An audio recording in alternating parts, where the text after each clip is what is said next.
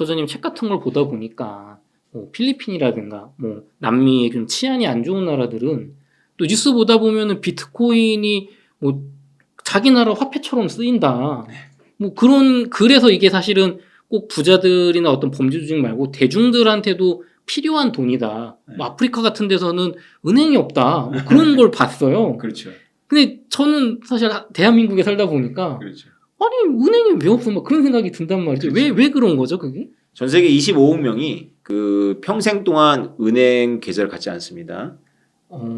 예, 그거 굉장히 많죠. 그냥 50억 명 인구니까 60억 되니까. 그렇죠. 그럼 절반 가까이가 은행 계좌를 가질 수가 없나요? 그렇죠. 그리고 비자나 마스터는 더 없겠죠. 그렇죠. 신용조차 없으니까. 어, 그러니까 지금 전 세계의 절반이 세계화에 안 들어와 있어요.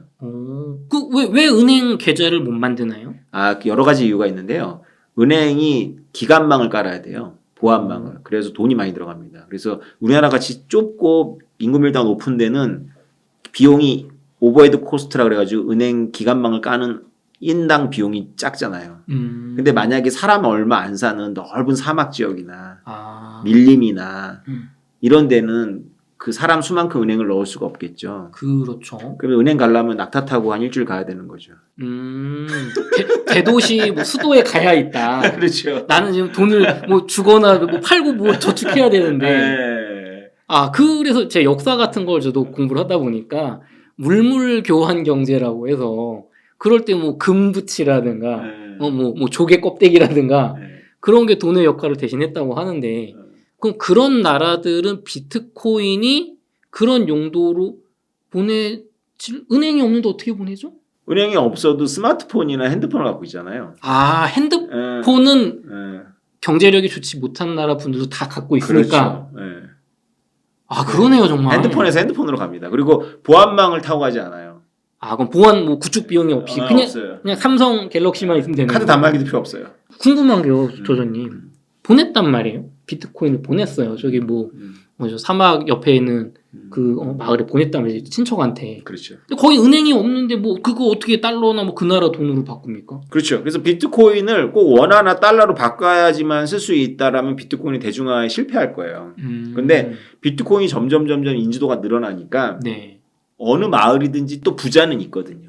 부자가 그거를 받으면 쓸모가 있어요. 뭐 유럽이나 미국의 자식이 유학 갈 수도 있고. 그렇기 때문에 부자가 그걸 받아주고 부자한테서 물건을 얻을 수 있겠죠.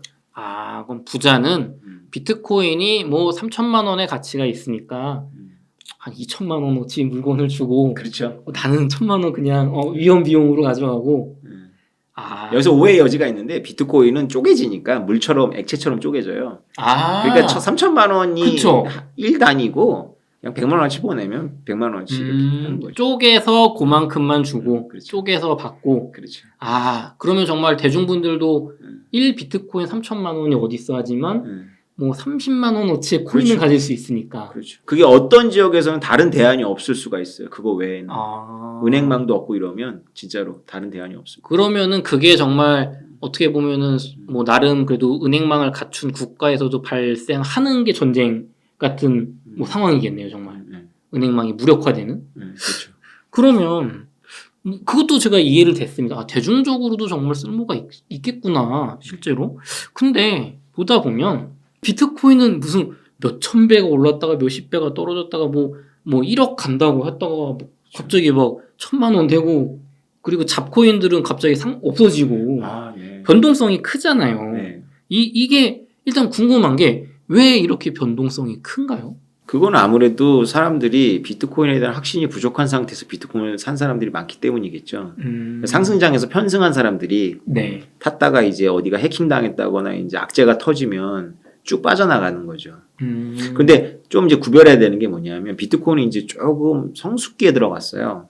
그래서 비트코인은 이제 뭐 몇 토막이 되진 않고요. 이제 50% 60% 떨어지는 케이스가 생기지만 많지 않습니다. 보통 10% 15% 정도의 폭락을 하고 있고요. 다른 알트들은 이제 진짜 말씀하신 것처럼 90%가 없어지기도 하고 그러죠. 그럼 비트코인과 뭐 말씀해 주신 이더리움, 이게 약간 제도권 혹은 성숙 수백기에 들어갈 수 있는 나머지 잡코인 일단 구분을 해야 된다. 그렇죠. 아, 그럼 우리가 지금 저자님께서 이야기하시는 건 비트코인과 이더리움에 대한 이야기지. 네, 그렇죠. 잡코인은 어떤 뭐 투자로 돈 번 이거는 전혀 그렇죠. 아니다. 전혀 그건 어렵습니다. 그러니까 비트코인을 지금 2009년부터 샀다면은 뭐 1000배도 되고 10,000배도 됐겠지만은 네. 이더리움도 2014년도에 샀으면 지금 1000배 넘거든요. 근데 그런 거를 봤기 때문에 이제 알트 중에서 어떤 것이 그걸 될 거라고 이제 꿈을 꾸는 거죠. 저것도 한 500배는 가지 않을까. 그렇지. 근데 너무 종류가 많은 거예요. 너무 종류가 많고 그런 생각하는 사람들이 하나로 몰리지 않는 거죠.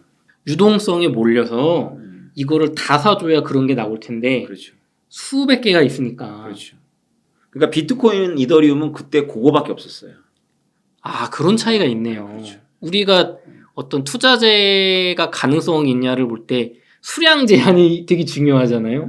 어떤 선택권이 그거밖에 없을 때. 그렇죠. 근데 이건 그때 지금은 너무 종류가 많아졌다. 그렇죠. 그런 걸 기대하기에는. 분명히 다음 불장에 1000배 오르는 알트가 있겠지만 네. 그게 뭔지를 맞추려면 수천 개 중에 찾아야 되는 거죠. 확률상 너무 낮다. 그렇죠. 거기에 내가 뭐 하나씩 샀다고 해서 뭐 1000배 의미 없어요. 의미 없어요. 아, 그러면 튤립 버블이라는 게 저는 좀 생각이 나요. 과거에 네덜란드에서 뭐 튤립 한 뿌리가 무슨 뭐 아파트 가격만 하고. 근데 그게 내재 가치가 있냐고 하면은 어차피 오를 거니까 뭐 산다 이거였잖아요. 그럼 비트코인과 이더리움은 그런 말씀해주신 전쟁 상황 혹은 어떤 부자들의 어떤 용도 혹은 오지라든가 은행망이 안 된 곳에서 쓸 수 있는 용도 때문에 내재 가치가 있다. 다른 잡코인들과는 다르다. 네, 그렇죠.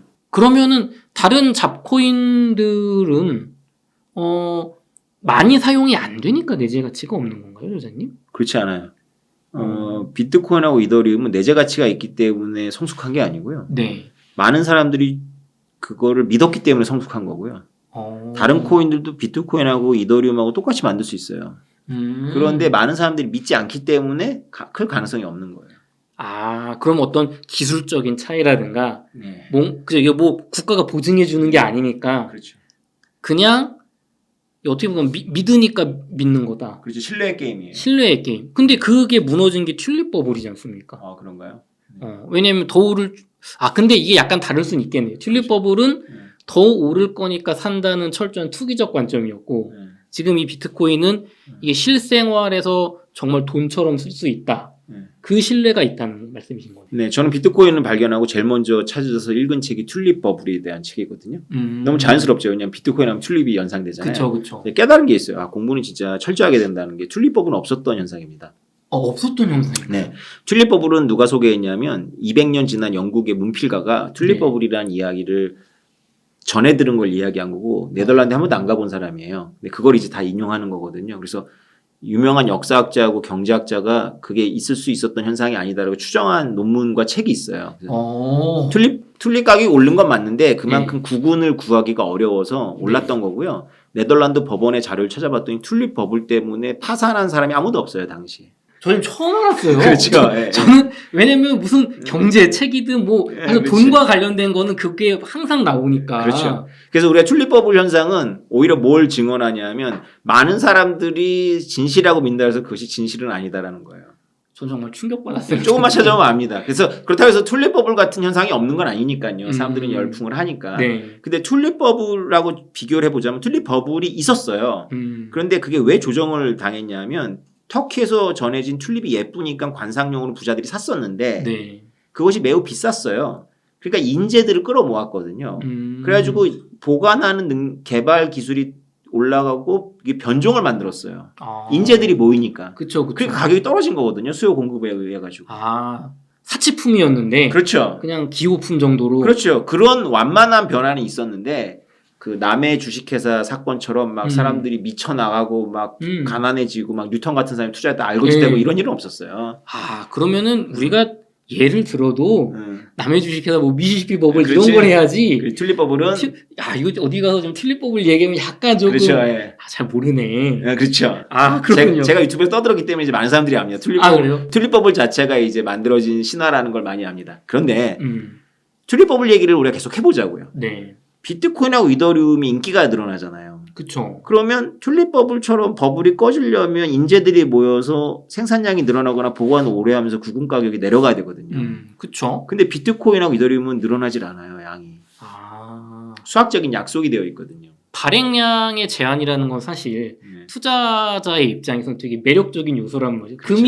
금이 물처럼 흔했다면 금이 아닌 것처럼. 당연하죠. 네. 그런데 그 약속을 우리가 믿을 수 있는 근거는 뭔가요?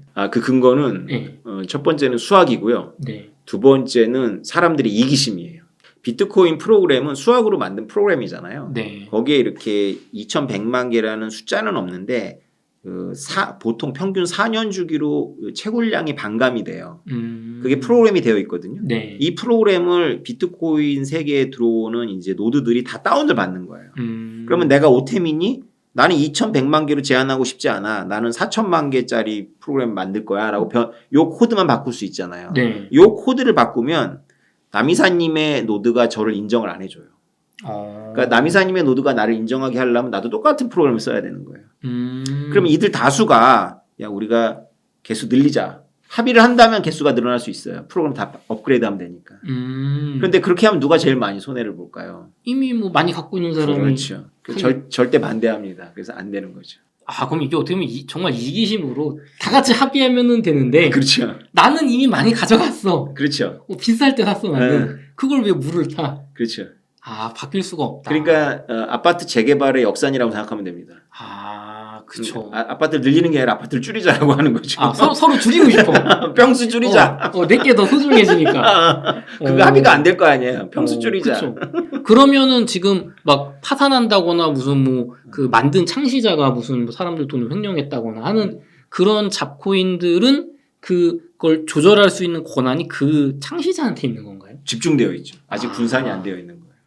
그러니까 그러니까 믿으면 안 되는 거예요. 그럼 애초에 이 이더리움과 비트코인은 잡코인과 다르네요, 완전히. 그렇죠. 이미 성숙 단계에 들어가 버려가지고 많이 분산되어 버렸어요. 그죠. 이걸 내가 다 갖고 있는 나랑 몇 명만 그냥 합의하면 되는. 그런 게 아니죠.